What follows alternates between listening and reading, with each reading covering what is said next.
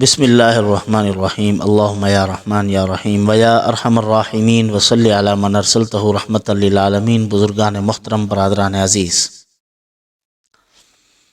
انسان کی ضروریات کی تکمیل کے لیے اللہ تعالیٰ نے دنیا میں اپنے بندے بھی پیدا کر رکھے ہیں، اور کچھ فرشتے بھی ایسے ہیں کہ بندہ جب اللہ کی ذات عالی کے ساتھ رجوع کرتا ہے تو اللہ تعالیٰ اس بندے کی مدد میں، اس کی خدمت کے لیے ان کو مصروف کر دیتے ہیں۔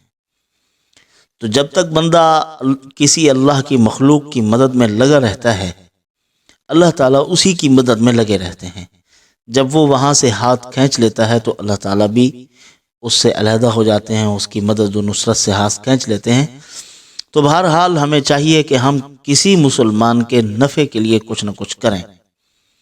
جس کو بھی جو ضرورت ہو اس کو چاہیے کہ سب سے پہلے بجائے دائیں بائیں توجہ کرنے کے اللہ کی طرف توجہ کرے اور اللہ تعالیٰ ہی سے مانگے۔ اللہ تعالیٰ ضرور اس کی ضروریات پوری فرمائیں گے۔ جب بندہ اللہ کی طرف رجوع کرتا ہے، اللہ تعالیٰ کو سجدہ کرتا ہے، نمازیں پڑھتا ہے، اللہ تعالیٰ فرماتے ہیں کہ اب اس کے تمام معاملات میرے ذمہ ہو گئے ہیں۔ اب یہ نہیں کہ بندہ پھکارے مجھے میں غیروں کے حوالے کروں، یوں نہیں ہو سکتا۔ مجھے ہی پکارتا ہے، میں ہی دوں گا ان کو۔ اور قضائے حاجات کے لیے، انسان کے تقاضوں کو پورا کرنے کے لیے، انسان کی کفالت کے لیے، انسان کی کفایت کے لیے سورۃ یاسین جو ہے یہ بہت بڑا عمل ہے۔ پڑھنے کے طریقے علیحدہ علیحدہ ہیں، وہ طریقہ میں آپ کو جیسے پڑھنا ہے، ان کے اندر کیا کیا پڑھنا ہے وہ طریقہ میں آپ کو بتلاتا ہوں۔ سورۃ یاسین کے بہت سے مجربات ہیں جو اکابرین نے امت کو عطا کیے ہیں کہ اس طریقے سے پڑھو تو یہ فائدہ ہوگا، اس طریقے سے پڑھو تو یہ فائدہ ہوگا۔ ہر مشکل مرحلے میں، ہر پریشانی کے اوقات میں اس کو پڑھنا چاہیے۔ یہ جمعے کا دن کا عمل ہے، جمعہ کی نماز کے بعد سورۃ یاسین کو پڑھنا ہے، اور اس کا جو طریقہ اکابرین نے لکھا ہے اسی طریقے کے مطابق اگر ہم پڑھیں گے تو اللہ تعالیٰ ضرور مدد فرمائیں گے اور ہمارے تقاضے پورے ہوں گے۔ جو بھی ہمارا کام ہے، ہم اللہ کے سامنے رو بقبلہ ہو کر سورۃ یاسین کو پڑھیں اور اللہ تعالیٰ سے دعا مانگیں۔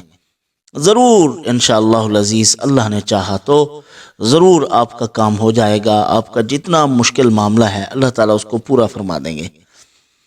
سورۃ یاسین تو ویسے قرآن مجید کا دل ہے، اللہ تعالیٰ نے اس کو اپنی رحمتوں، برکتوں، خیروں سے بھرا ہوا ہے۔ قرآن کا ایک ایک لفظ، اس کے اندر اتنے خزانے ہیں آپ اندازہ نہیں لگا سکتے۔ سورۃ یاسین تو خاص خزانہ ہے، دل ہے پورے قرآن مجید کا۔ تو جمعہ کی نماز ادا کرنی ہے، جمعہ کی نماز کے بعد قبلہ رخ ہو کے بیٹھ جانا ہے، سورۃ یاسین کی تلاوت کرنی ہے، اور اس طرح تلاوت کرنی ہے کہ اس کے اندر 7 مبین ہیں۔ جب پہلا مبین آئے تو سورۃ الاخلاص 3 مرتبہ پڑھیں، قل هو اللہ احد اللہ الصمد لم یلد ولم یولد ولم یکن لہ کفوا احد، 3 مرتبہ یہ سورۃ مبارکہ پڑھ لیں۔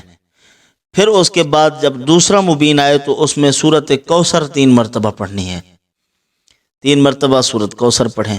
پھر آگے پڑھیں، جب تیسرا مبین آئے تو پھر سورۃ الانشراح الم نشرح لک صدرک، یہ سورۃ مبارکہ 3 مرتبہ پڑھنی ہے۔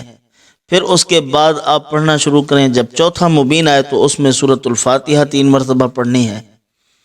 جب یہ پڑھ لیں تو پھر آگے چلیں، آگے جب 5واں مبین آئے تو پھر آپ نے آیت الکرسی 3 مرتبہ پڑھنی ہے۔ جب آیت الکرسی 3 مرتبہ پڑھ لیں تو پھر اس کے بعد 6 مبین پر جب آپ پہنچیں گے تو آپ نے یہ آیت مبارکہ پڑھ لینی ہے، اللہ لطیف بعبادہ یرزق من یشاء وہو القوی العزیز۔ اللہ پاک اپنے بندوں پر بے حد مہربان ہے، اپنے بندوں کے رزق کے لیے بڑی ایسی باریک بین تدبیر کرتے ہیں جو بندے کو دکھائی نہیں دیتی، لیکن اس تک رزق پہنچ جاتا ہے۔ اور جب 7ویں مبین پر پہنچیں تو پھر آپ 7 مرتبہ درود شریف پڑھ لیں، پھر پوری سورۃ مبارکہ کو مکمل کر لیں، پھر آخر میں یہ دعا مانگیں، اللہم وسع فی رزقی وسعۃ لا احتاج الی احد من خلقک، اے اللہ میرے لیے میرے رزق کو وسیع کر دے، ایسی وسعت عطا فرما کہ میں تیری مخلوق میں کسی کا محتاج نہ رہوں۔